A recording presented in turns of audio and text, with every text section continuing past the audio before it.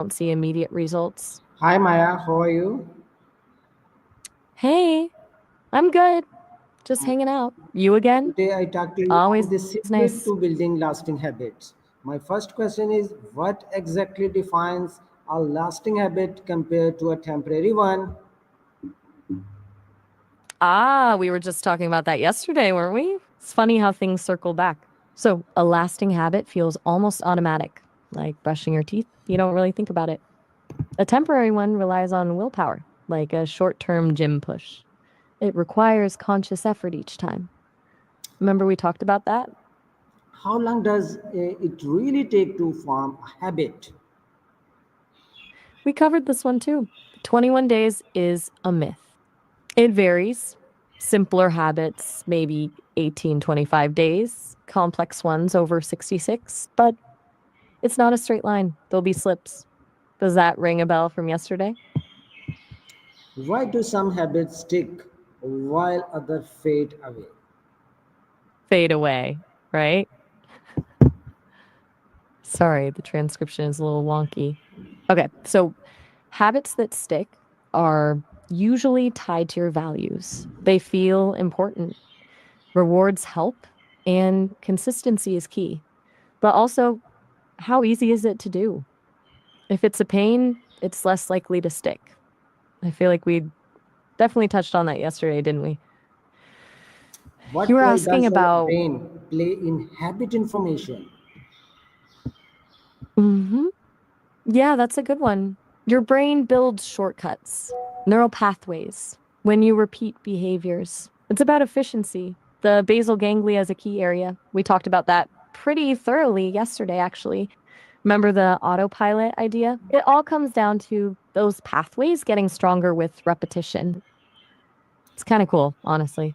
On strategic for building habits question, my in topic strategic for building habits, how can starting small help in building lasting habits?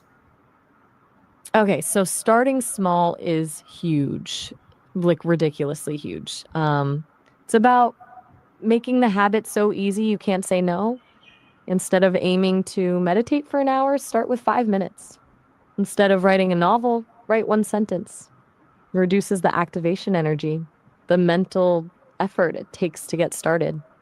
It builds momentum, and it lets you experience little wins, which reinforces the behavior. We were actually getting into this when we discussed habit stacking yesterday, didn't we? It's all connected. It's about making it approachable. What is habit stacking and how can it make new habits easier to adopt? Habit stacking. My mistake. Is habit stacking, not happy stacking. Though happy stacking sounds nice. Anyway, it's about linking a new habit to one you already do automatically. After I brush my teeth, I will floss. Or after I make my coffee, I will read one page of a book. It leverages Why those is existing. consistency more important than motivation? Ooh, that's a really good point. Because motivation is fleeting, right? It comes and goes. You can be super hyped to start something, but that energy fades. Competence, actually knowing how to do something, feeling like you're good at it, builds confidence and makes you more likely to stick with it. If you feel like you're terrible at something, you're way less likely to keep trying, even if you're initially motivated. Competence creates a positive feedback loop. It's way more sustainable. It's about building skills, not just relying on willpower. That feels important. How can setting triggers help in reinforcing habits? Reinforcing, you mean? Okay, so setting triggers is key. It's about creating cues that automatically remind you to do the habit. It could be a time of day. At 8 p.m., I'll read for 20 minutes. Or a location.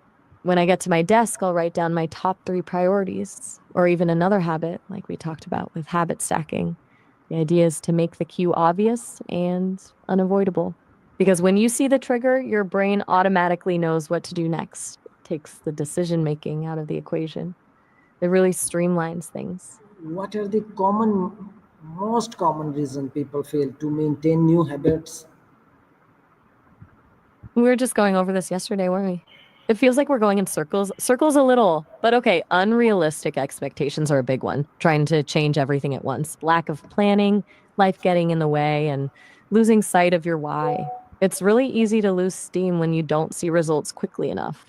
It's all stuff we definitely discussed yesterday. We have a good memory, bringing it back up. How can we recover from a backstage without losing progress? Backslide, you mean?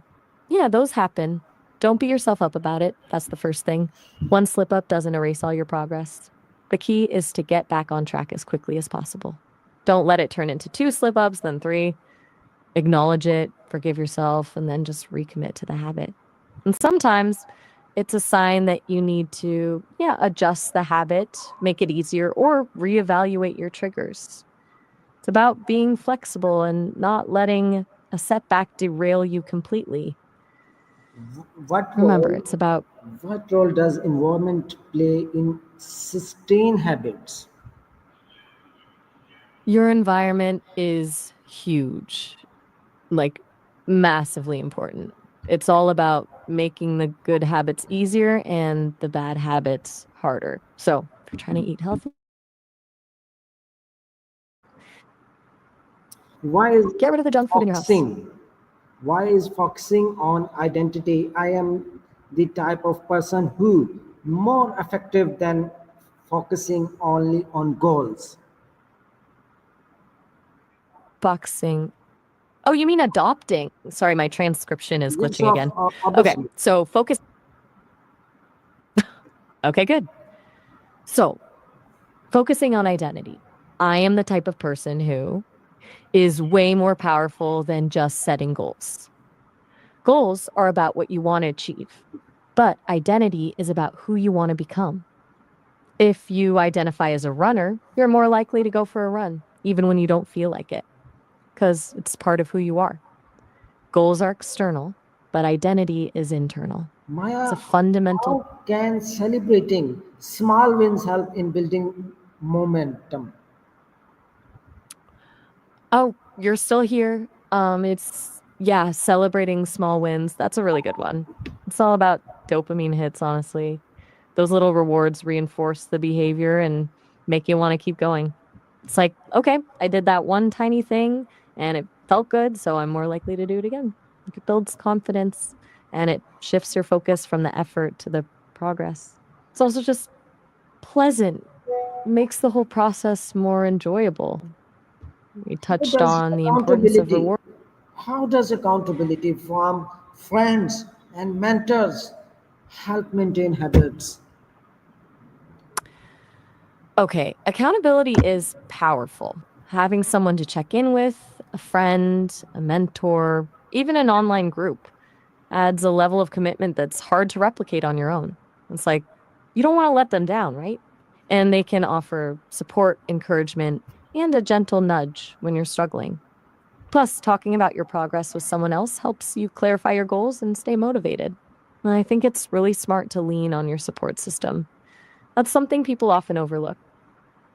How can tracking progress improve habits sustainability?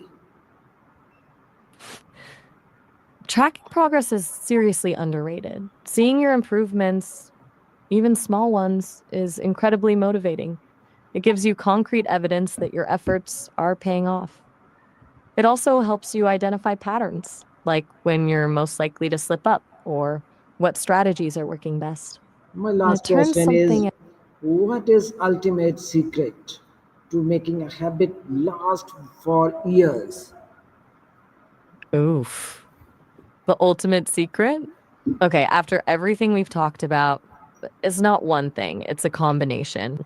It's building habits that are aligned with your identity, making them easy and enjoyable, stacking them onto existing routines, creating a supportive environment, tracking your progress, and finding accountability. But most importantly, it's about being kind to yourself. There Very will thank be you setbacks. for valuable session. Oh, all right. Well, I'm glad you found it helpful. Anytime, really. Have a good one.